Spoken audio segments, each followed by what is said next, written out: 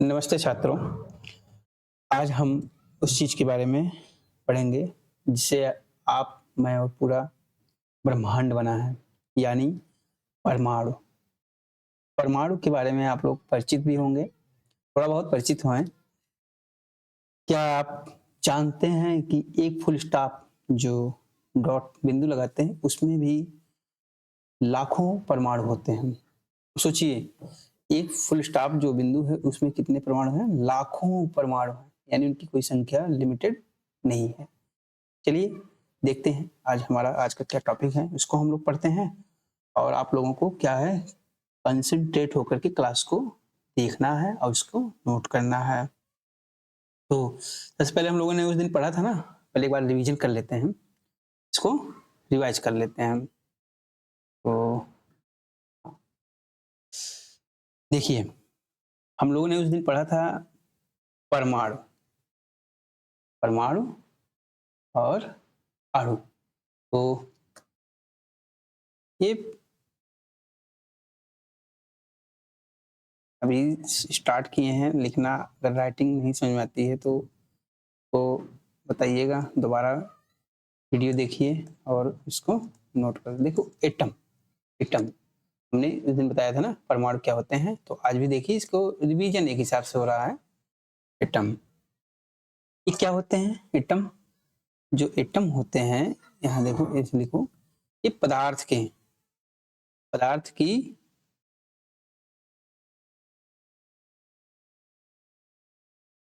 सबसे, ये सबसे छोटी लिखना था ना,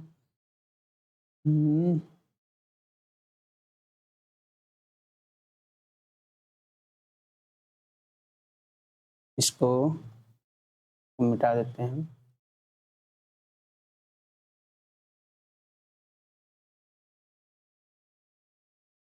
सबसे छोटी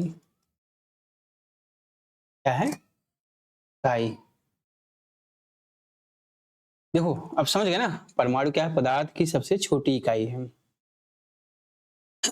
देखे होंगे आप लोग, जैसे एक इमारत बनती है कई प्रकार के, उसमें कई ईंटें लगी होती हैं। क्या होते हैं? कई ईंटें लगी होते हैं इसको बनने में, एक इमारत बनने में। वैसे ही पूरी दुनिया किससे बनी हुई है? परमाणुओं से बनी हुई है। कैसे बनी है?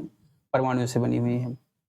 ये साइज में, ये साइज में इतने छोटे होते हैं, ये साइज में इतने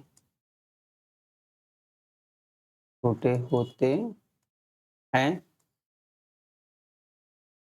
कि हम इन्हें जो है नहीं देख सकते, कि हम इन्हें नहीं देख सकते। तो दिन हमने बताया था ना, इनकी साइज कितनी होती है? 10⁻⁹ मीटर। साइज कितनी होती है? 10⁻⁹। अब अगला क्या है हमारा? और अभी देखो, हम रिवीजन करा रहे हैं, अभी हम क्या करा रहे हैं? रिवीजन करा रहे हैं। आपको क्या करना है? इसको देखते हुए चलना है और फिर बार बार कलर बदलना पड़ता है पेज का, तो ले लेते हैं कलर को। हाँ, अब अगला हमारा क्या है? अगला हमारा है, इसके लिए दूसरा पेन यूज कर लेते हैं हम। जो पेन है तो उसका यूज भी किया जाए ना।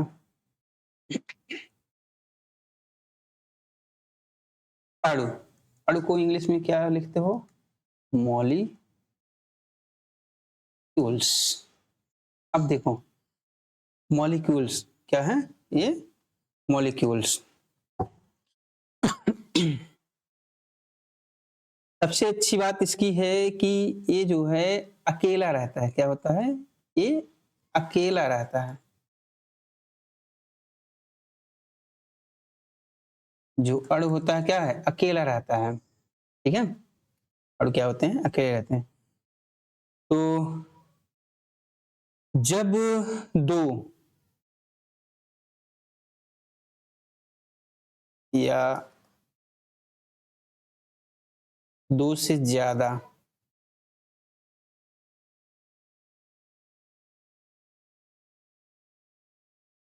परमाणु जुड़ जाते हैं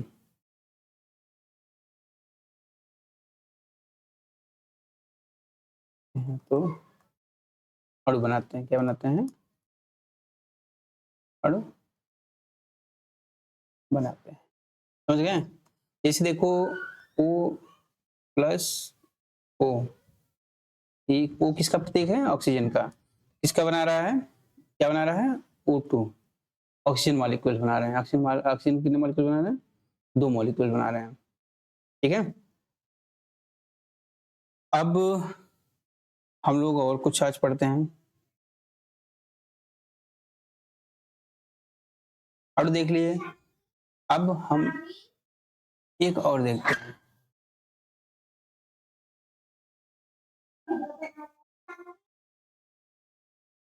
अब हम ये देखते हैं कि आयंस क्या होते हैं।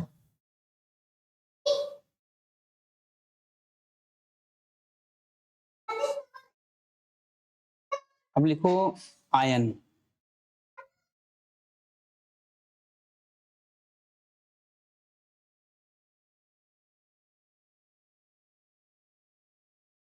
आयंस, आयंस, आयन देखो जो आवेशित कण होते हैं, लिख लो, आवेशित कणों को आयन कहते हैं। आवेशित कणों को आयन कहते, ठीक, आवेशित कणों को आयन कहते हैं। और ये आयन कितने प्रकार के होते हैं? देखो 2 प्रकार के होते हैं। एक तो क्या कहते हैं? धन आयन। क्या? धन आयन। और दूसरा क्या होता है? ऋण आयन। ठीक, अब धन आयन को किससे दिखाते हैं? इसको धन से, और ऋण आयन को क्या होता है? निगेटिव से दिखाते हैं। जिस पर धन आवेश होता है। क्या होता है? जिस पर धन आवेश होता है। जैसे क्या है? सोडियम प्लस है ना, ये क्या हो गया? ये धन आयन है। और ये जिस पर ऋण ऋण होता है, ऋण आवेश होता है, उसे क्या कहते हैं? ऋण आयन बोलते हैं। जैसे क्लोरीन ना, तो इसका फार्मूला जैसे लिखते हैं अगर हम NaCl, NaCl देखो, सोडियम पर क्या है? धन आयन है, और क्लोरीन पर क्या है? ऋण आयन है, यानी निगेटिव चार्ज है। और सोडियम पर कौन सा चार्ज है? पॉजिटिव चार्ज है। यानी जिस पर पॉजिटिव चार्ज होता है यानी धन आवेश होता है, उसको धन आयन कहते हैं। और जिस पर नेगेटिव चार्ज होता है यानी उसको क्या कहते हैं? ऋण आयन कहते हैं। इतना समझे? अगला पेज लेते हैं।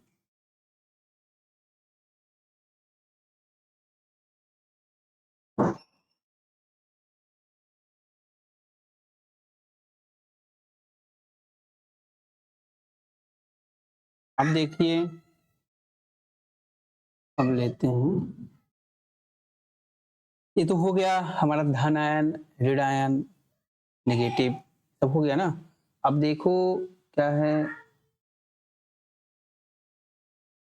अच्छा देखो, एक एक परमाणु भी अणु होते हैं, द्विपरमाणु भी अणु होते हैं, बहुपरमाणु भी अणु होते हैं। तो कुछ हम क्या कहते हैं, परमाणुकता क्या होती है? लिखो इसको, परमाणुकता।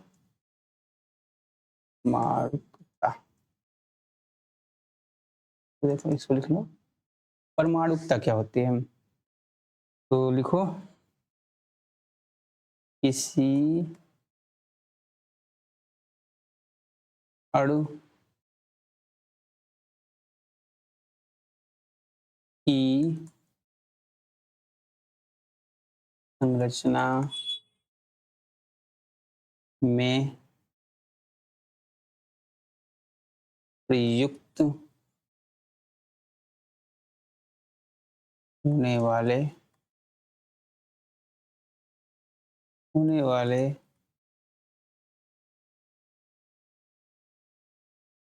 परमाणुओं की क्या होगी? संख्या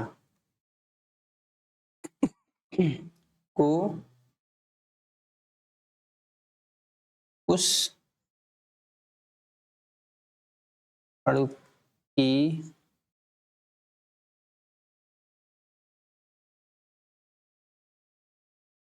परमाणुकता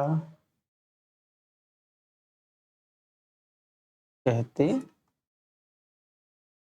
ध्यान दीजिए, किसी अणु की संरचना में प्रयुक्त होने वाले परमाणुओं की संख्या को क्या कहते हैं? परमाणुकता कहते हैं। किसी अणु की संरचना में प्रयुक्त होने वाले परमाणुओं की संख्या को उस तत्व की परमाणुकता कहते हैं।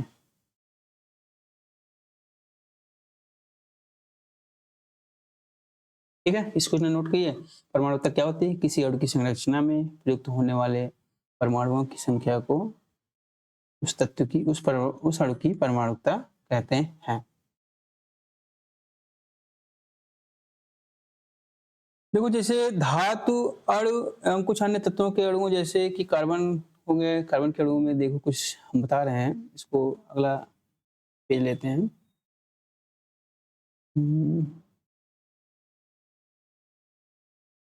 ब्लैक कलर ही अच्छा भी लगता होगा देखने में आपको भी, इसको अच्छे से नोट भी करने में सही रहता है। हाँ। चलो देखो, जैसे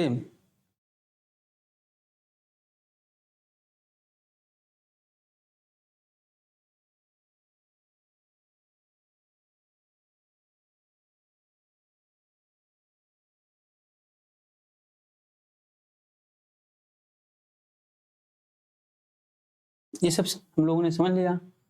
अब देखते हैं थोड़ा द्रव्यमान संरक्षण का नियम क्या होता है। द्रव्यमान संरक्षण का नियम,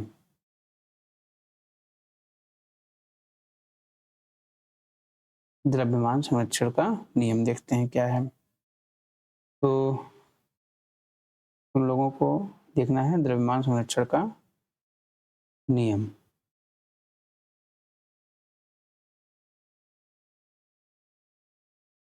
लिखो, हेडिंग डालो, द्रव्यमान संरक्षण का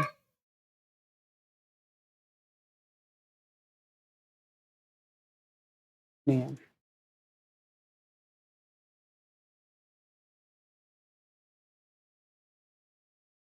द्रव्यमान संरक्षण का नियम, तो इस नियम से, इस टॉपिक से ही आपको समझ में आ रहा होगा कि इसके बारे में बता रहे हैं हम, द्रव्यमान के संरक्षण के बारे में। देखो, आ,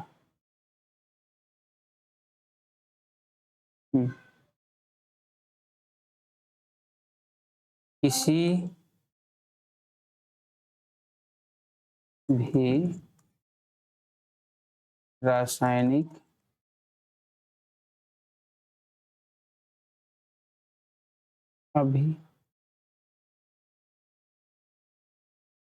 रासायनिक अभिक्रिया में द्रव्यमान का न तो सृजन, सृजन मतलब होता है कि निर्माण करना, नया कोई चीज बनाया, सृजन किया जा सकता है, और न ही विनाश, विनाश का मतलब होता है कि नष्ट कर देना, उसका अंत कर देना, न ही विनाश। देखो इसमें, देखो लिखो, अभिकारक, अभिकारक का कुल द्रव्यमान बराबर उत्पाद का कुल द्रव्यमान, उत्पाद का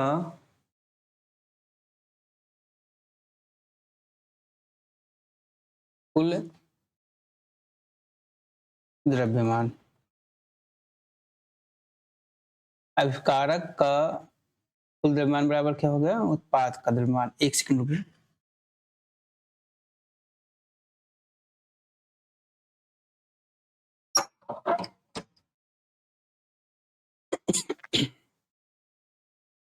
हाँ, हम लोगों ने देखा कि किसी भी रासायनिक प्रक्रिया में द्रव्यमान का न तो सृजन किया जा सकता है और ना ही विनाश। यानी तो अभिकारक का जो कुल द्रव्यमान होता है किसके बराबर होगा?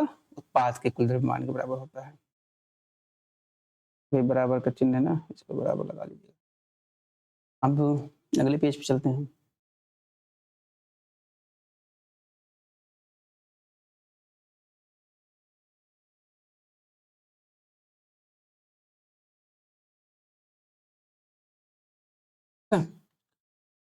ये हो गया।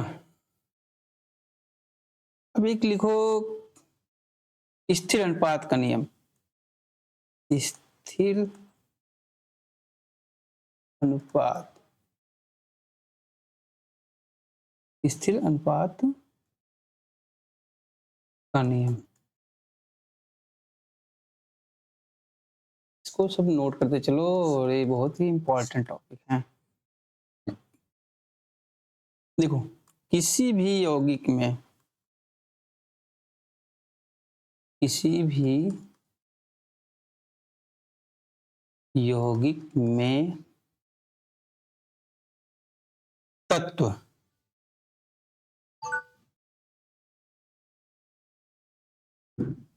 हमेशा, तत्व जो होते हैं हमेशा एक निश्चित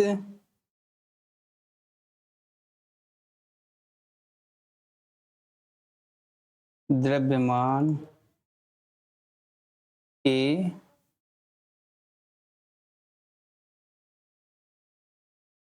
अनुपात में क्या होते हैं? विद्यमान होते हैं।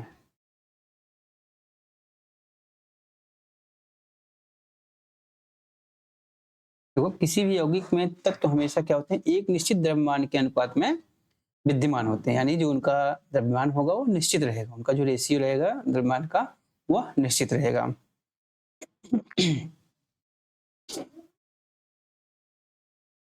जैसे जैसे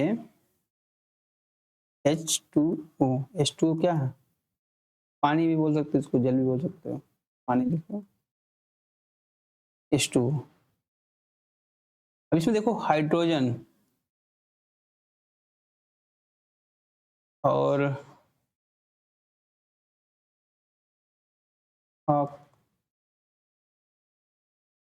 ऑक्सीजन का क्या है? अनुपात जो होगा वो क्या रहेगा? निश्चित रहेगा। हाइड्रोजन और ऑक्सीजन का अनुपात जो है हमेशा कितना रहता है? 1:8। हाइड्रोजन और ऑक्सीजन का अनुपात क्या होता है? निश्चित रहता है। किसमें? जल में। कितना हो गया?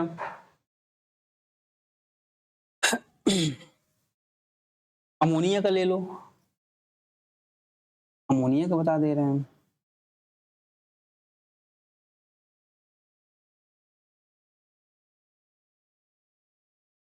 अमोनिया में देख लो।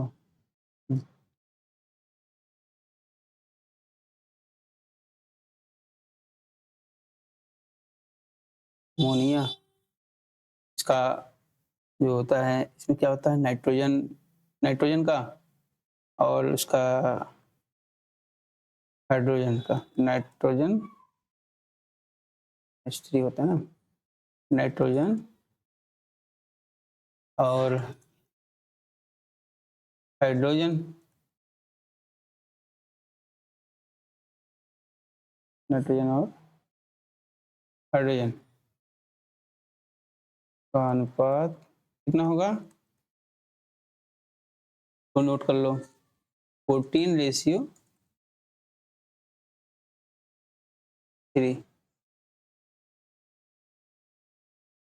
कितना होता है 14:3 इसमें अमोनिया में नाइट्रोजन और हाइड्रोजन का। आयन भी आप लोग समझ गए हैं,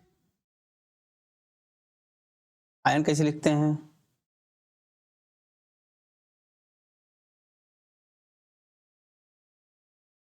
अब देखो एक चीज और है, हम लोग देखते हैं कि रासायनिक सूत्र कैसे लिखते हो।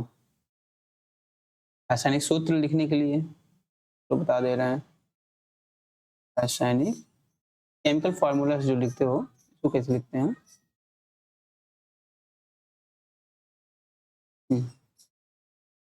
हेडिंग डालो रासायनिक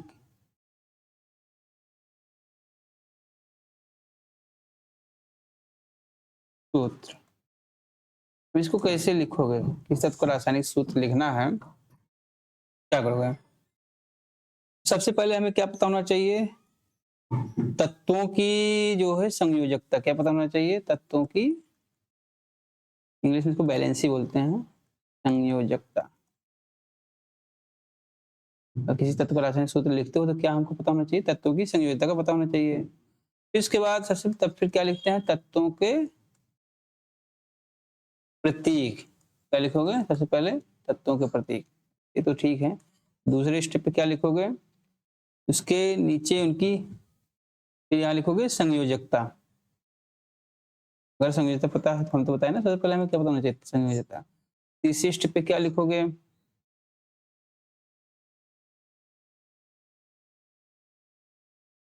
संयोजकता को क्रॉस करोगे, संयोजकता क्रॉस, क्रिस क्रॉस बोलते हैं ना इसको, करें। देखो जैसे कुछ उदाहरण मैं समझा दे रहा हूँ, उदाहरण लिख लो, उदाहरण में देखो लिखो जैसे मैग्नीशियम, मैग्नीशियम क्लोराइड, क्या लिखोगे, क्लोराइड। अब इसका देखो प्रतीक सूत्र कैसे लिखोगे, लिखोगे Mg2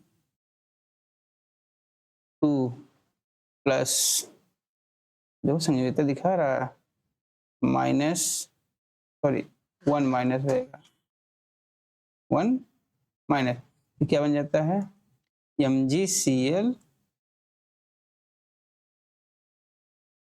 तो MgCl2, ये हो गया इस तत्व का रासायनिक सूत्र।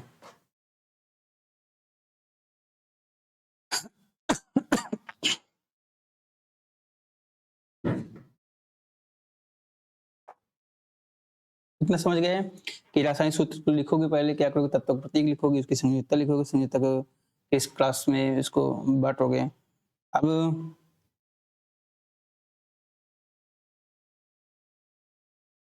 देखते हैं हम,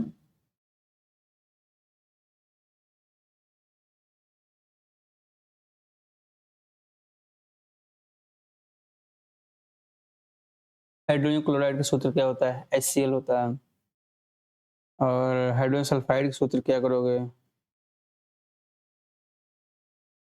ये सब के सूत्र हैं। और एक और लिख लो, आणविक द्रव्यमान क्या होता है, आणविक द्रव्यमान, मॉलिक्यूलर वेट।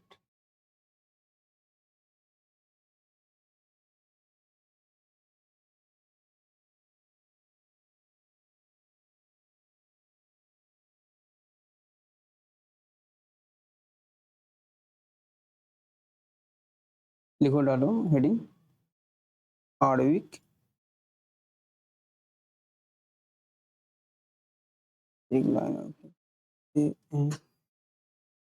आणविक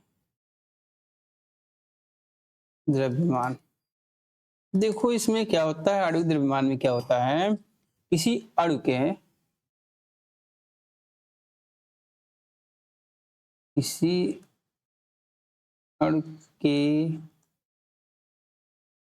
सभी परमाणु किसी अणु के सभी परमाणु द्रव्यमानों का योग होता है। क्या होता है? योग होता है। तो आणविक द्रव्यमान होता है, क्या होता है, किसी अणु के परमाणु का द्रव्यमानों का पूरा योग होता है।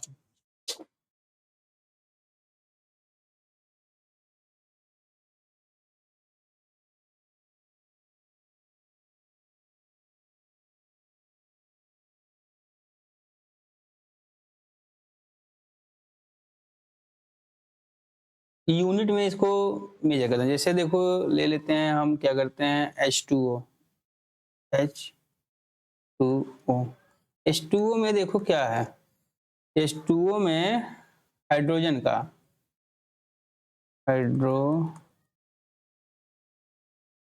का परमाणु द्रव्यमान क्या है, 1 यूनिट। क्या है? 1 यूनिट है। और ऑक्सीजन का द्रव्यमान देख लो कितना है, ऑक्सीजन का परमाणु द्रव्यमान कितना है,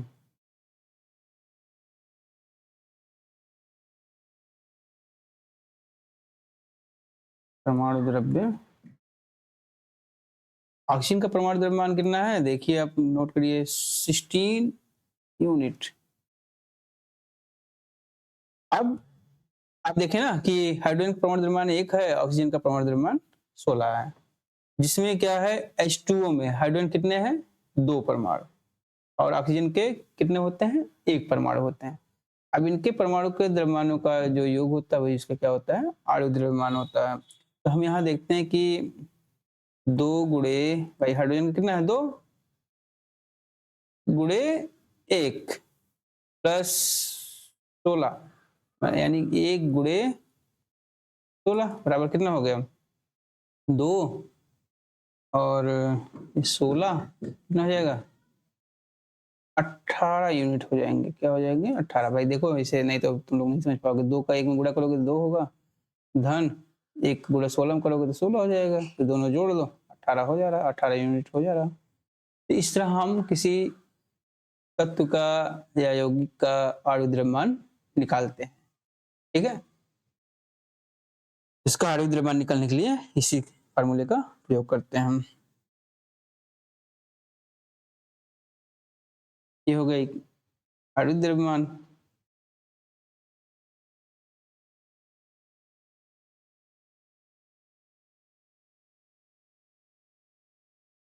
तो हम लोग क्या देखा, आणविक द्रव्यमान को देखा, उसको कैसे हल करते हो। तो इस तरह आज की कक्षा के साथ साथ यह इकाई भी समाप्त होती है।